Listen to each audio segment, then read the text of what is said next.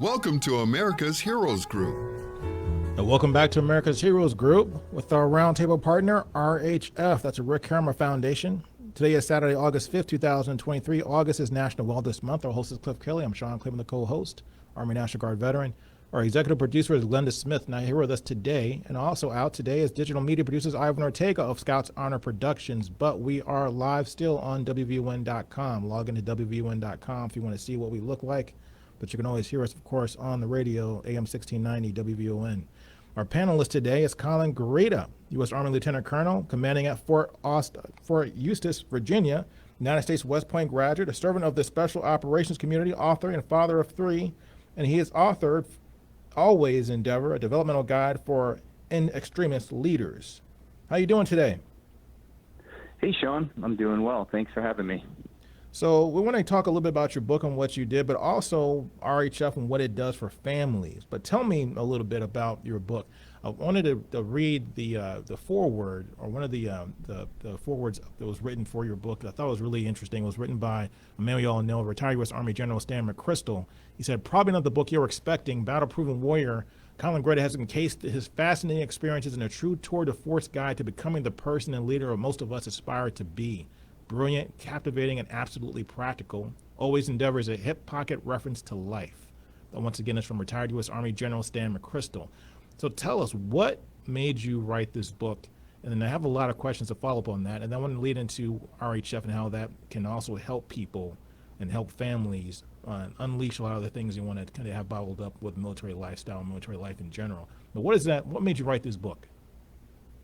Well, since you mentioned that endorsement, I should probably tell a quick story on what that was all about. So I didn't know him. Obviously we served in the same community. I had met him once before at a wedding where the best man was kind of was get hot, standing up next to the groom and possibly nervous, whatever it was. He was about to pass out. And General McChrystal and the other generals sitting beside him behind me were laughing and kind of poking me in the shoulder. And they're like, hey, your buddy's about to fall out. And I'm like sitting there admonishing these generals, like, hey, this is a wedding, like, settle down, Well, years later, I'm writing the book, and, I was looking for endorsements. I thought, hey, maybe I should get some people to endorse this thing. And so I just cold called him, sent it to him, sent him the manuscript, and he reaches back out the next day. And I'm thinking, oh, it's only 24 hours later. He must just have some questions. So I start reading the email. It says, Colin, this is not what I was expecting. And I thought, wow. Oh, this is what, rejection sounds like, right?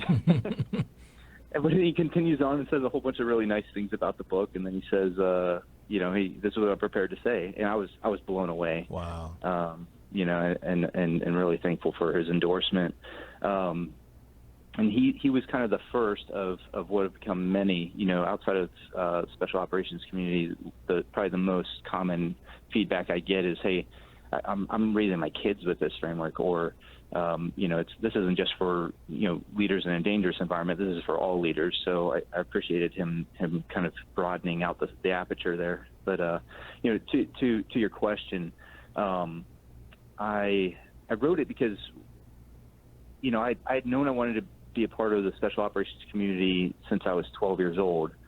And then when I finally got there, I realized, oh, there's a whole bunch of stuff that I do every single day that we really never train for.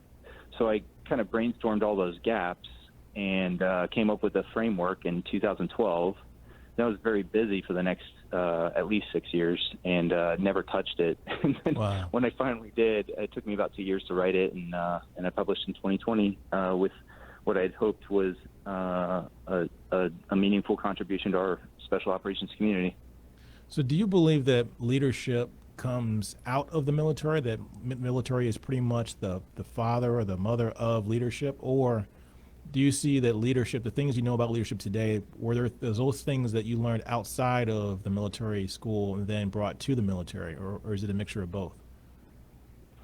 Yeah, no, I think you kind of nailed it there at the end. I mean, one hand washes the other in this case. There are things, we put things like combat, extreme circumstances on kind of a pedestal. Mm-hmm. And I think there's something to be learned there, but I think we kind of misinterpret why. But I think the why is because it's in the extremes that you see human nature, psychology stripped bare, and you see both the very, very best in people and the very, very worst. And so it's in those extremes where, if you're able to lead there, pick yourself up through stress, cold, tired, hungry. I mean, this is what they teach you at Ranger School, right? Or this is what you learn through the process of Ranger School is, how to pick yourself up in those extremes and compose yourself, think, and lead, despite all the rest of the external environmentals. Yes, there's certainly something to be learned there. That said, if we only take our lessons from our military experiences, then we create a lot of blind spots. And I think the other hand washing the military one is all that private business is able to offer, and new frameworks, new problem solving methodologies, and things like that. So I have certainly benefited from kind of the non-warrior centric leadership lessons that I've learned through largely the Red Team Leader course, and then in my own self-study about private business. And that's what I think a lot of people are kind of surprised by, because I think oftentimes when people hear the word leadership, one of the first things that does come to mind, if they're a civilian, they might think of a CEO of a corporation or the boss at their job. But oftentimes, if you dig a little bit deeper, most people have the image of that drill sergeant or that general who's standing in front of a crowd and telling them what to do and giving orders and all this type of stuff. But in reality, the tools of leadership oftentimes don't necessarily involve that military-centric or military guide or scope or those parameters. Oftentimes, there's things that you can do and learn to be an effective leader that could be applied to any part of life. Could be applied to fatherhood, could be applied to motherhood, could be applied to your business, your job, even your personal life. What are some of the things you think are really important from your experiences that most leaders need to consider that maybe they haven't considered? Oh gosh, that's a really broad question. And I want to give a thoughtful answer here. So, I'm led initially to kind of the habitual or common weaknesses I see in thought processes, and then some of the not so obvious things. So you mentioned kind of that image of the military leader like barking orders and stuff like that. Well, I think the movies really kind of depict military leaders as more decisive than they actually ought to be, or that they are. Probably the best leaders, and there's a time component here. In short time spans, when we don't have that as a resource, and you just got to get stuff done. Yeah, sure, you got to be very decisive, right? But typically, the best leaders I've ever seen, they're very deliberate, they're very thoughtful, and their absorptive capacity for managing multiple variables in their head at one time and seeing how they all evolve in time and space is enormous, right? So it seems to me that some of the attributes, they're more introverted, they're more deliberate, and kind of have that capacity to weigh many, many variables at once, more so than the image that Hollywood kind of portrays. Now, as far as the things that I typically see weaknesses in, this is all kind of coalesced for me very recently. So I'm dealing currently with things that are going to take effect years and years down the road, decade or more down the road. Mm-hmm. And what I'm struck by is, one, I wish we got a little bit more of a education in economics, so that senior leaders would have a command of economics, because what that teaches us is, how human psychology interplays with limited resources. Because take the dollar signs away, but we are all practitioners of economics in the military when we manage our resources. The other thing is all the lessons that trickle down from that are things like weighing out the opportunity costs. So if I do this, what's the opportunity that I'm losing out on because I do that? Forecasting, the downstream effects, so we aren't surprised by the what we always call unintended consequences. It's mental habits like that I wish there was a little bit more of a mechanism for building that into the habits of thought of our senior leaders than I've seen. And I'm not trying to be critical. I'm a big Army fan, so I'm not trying to be critical. I'm just trying to be a thoughtful professional and kind of what are those things that when people rely on you to make decisions that are going to be not only effective now but years from now, you must have those as sound mental habits. So what made you join the military? And also, how did you get from that transition from being in the military, which you still serve, is that correct? You're still a lieutenant colonel? Yes. You still for Eustis, Yeah. Virginia.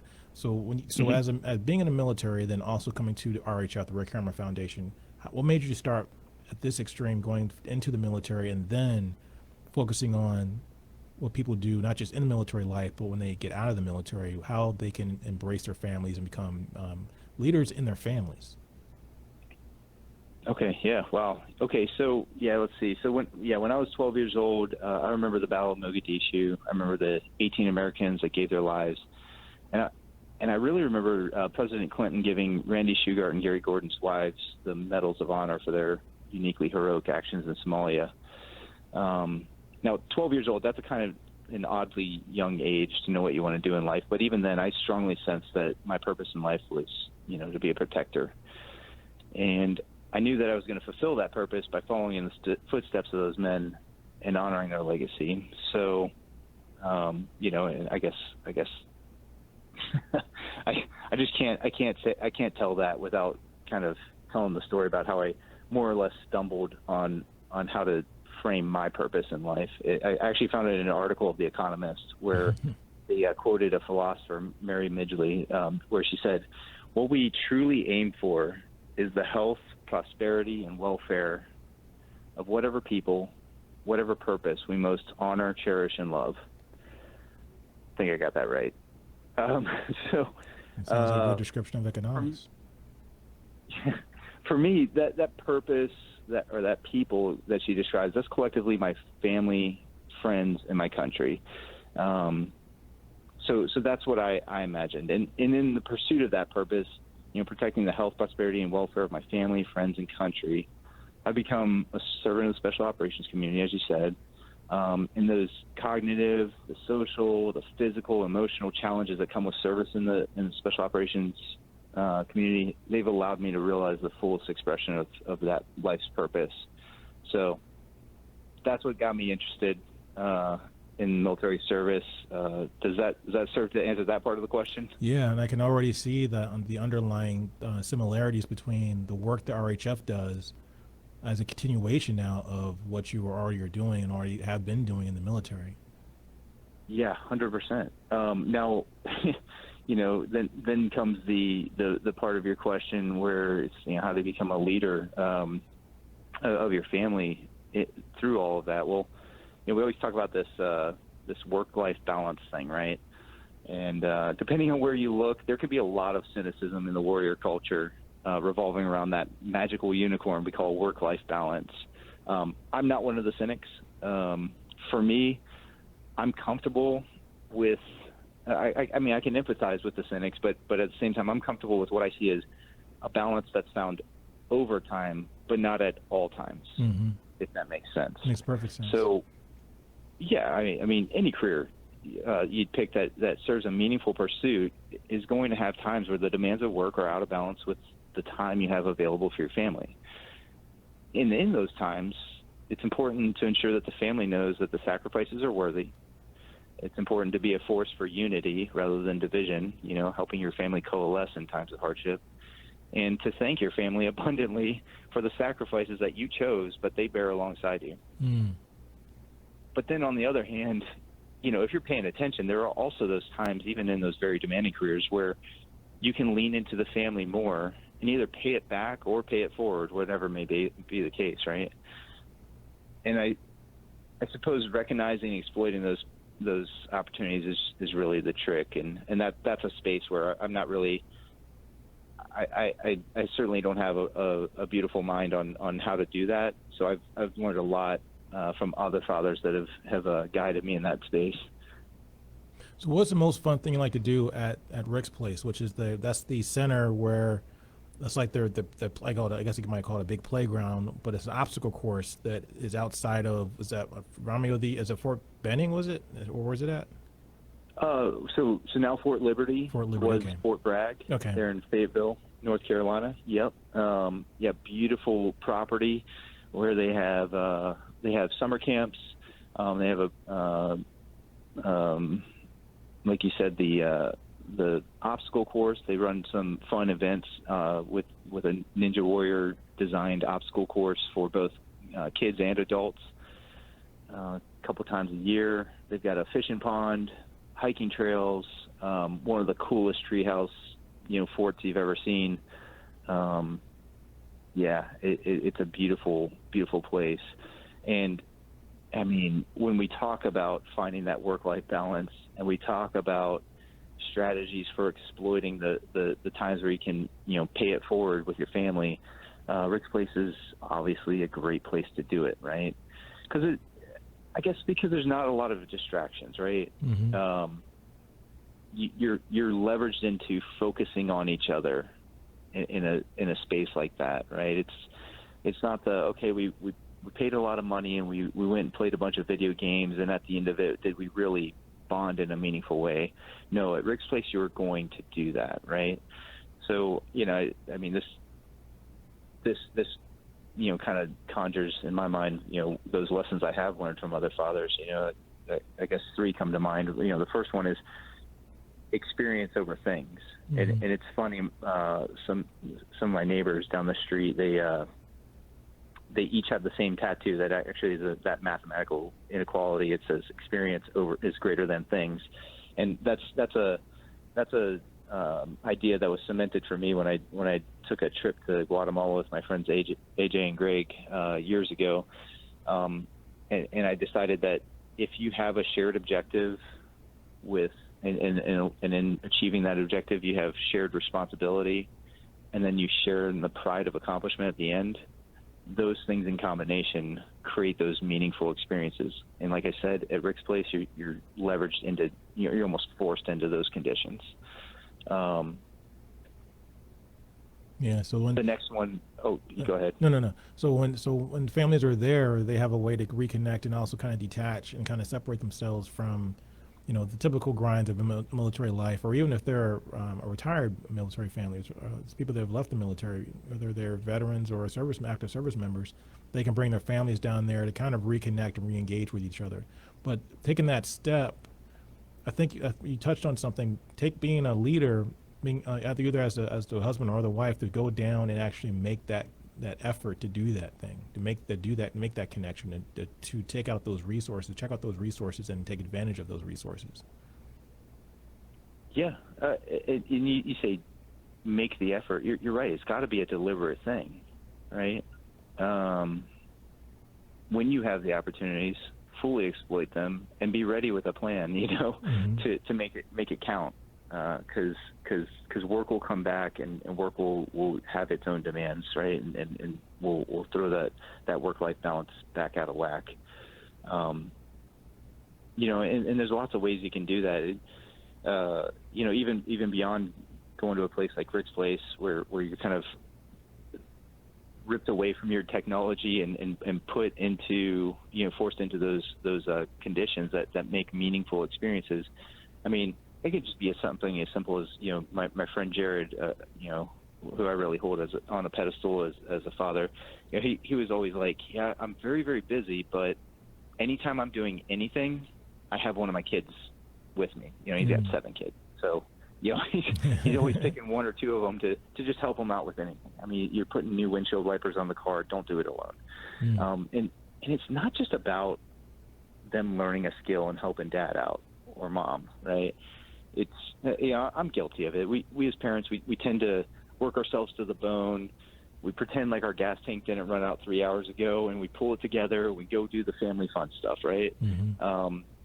But if the image of what life is like becomes too much like recreation and fun, then we're setting our kids up for a really big emotional fall when the reality of life one day sets in, and they realize, there's a lot of work behind earning the privilege of those fun times and the recreation. Life, it's relentless in its responsibilities and brutal in its consequences if you fail in those responsibilities. Now, if you follow me here real quick, modern convenience, it's allowed us the luxury of delaying some of those consequences in many cases, but not fully escape them. That's the thing we always forget. Back up for one second. So how does the modern technology help us delay the consequences? Well, this is an easy one to pick on, but there you can apply this to just about anything, right? So, let's just say wellness. The reality is, you need to eat well, you need to sleep well, you need to stay fit. You need to challenge your mind. You need to manage your emotions, right? Emotional wellness. If you avoid those realities in the modern day, the luxury we have, the effects are delayed way more than if you had to hunt your food. If you had to cook it, prepare it, defend your family. Going way back, right? You can live a pretty sedentary life and delay the consequences of poor wellness strategies a pretty good long time in this world, right? Because we live in air-conditioned buildings, and our food can be brought to us by a phone call and that sort of thing, right? But one day, the heart disease is going to set in, or just any high cholesterol, or whatever the ailment is that comes, the downstream effect of that, of choosing to avoid the reality of wellness, right? And even then, there's probably a pill that can help further delay the consequence. But there will come a point where you're between a rock and a hard place, and at that time, a lot of the options that were available to you, they will have dried up. And you will be leveraged into very painful consequences with thin margins for failure. So that's just one example of how modern convenience has allowed us that luxury of delaying the consequences, but you can't escape them. They will come for you. I would encourage anybody listening to this to apply that to really anything that we're doing, from national defense to your day-to-day in your kid's school. Wow, I think that's really profound, but it's so true. That's a lesson for the ages, because I never thought of it that way. But in reality, that's what we do. That's what we've been doing throughout history. Really, we're in a path of trying to figure it out. There's people in your space, people in our space, with veteran service organizations, people that are trying to correct some of the problems that we have in our society and in our culture. But as a whole, we tend to put Band-Aids on things and prolong the inevitable breakdown of the car. We're fixing our car with duct tape as opposed to taking the real effort and doing all the stuff that we really need to be doing. And it sometimes didn't make the problem go away. Yeah, instead of making the problem go away. Delayed the consequence. Wow, that's really I can see maybe, that now. Maybe this kind of untethering from reality sits at the root of our increasing rate of mental health issues in America. And so I think the lesson here is that the most compassionate thing we can do for our kids, and really anybody we mentor or care for, is to guide them into the habit of confronting their responsibilities early.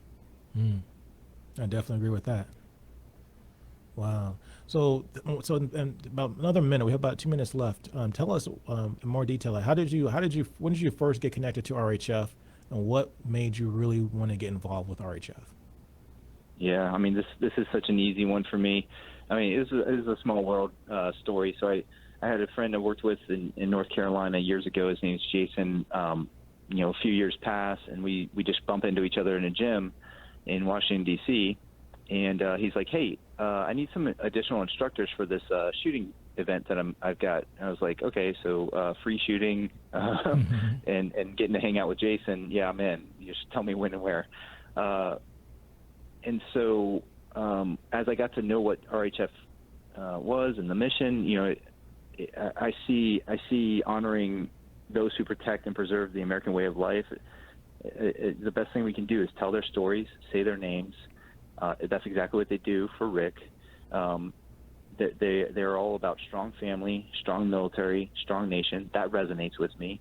We all owe something to this social contract, and I don't mean that like in a Marxist way. I mean that like in a clear understanding of the disastrous alternatives to freedom and free market competition. I mean that in a, hey, we won the lottery by being part of America. Let's make sure that the next generation has something to be proud of as well.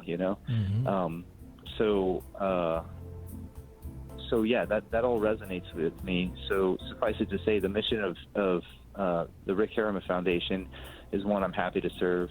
And as I tell the other volunteers at the shooting event every year, and I'm about to be a part of the fourth one.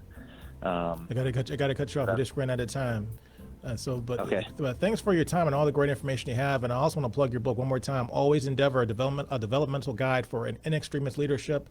A member of Mentor E is also Colin Greata. Thank you for your time, and also check out that book. It's available on Amazon.com. This is America's Heroes Group. What a privilege. My pleasure. We'll be right back.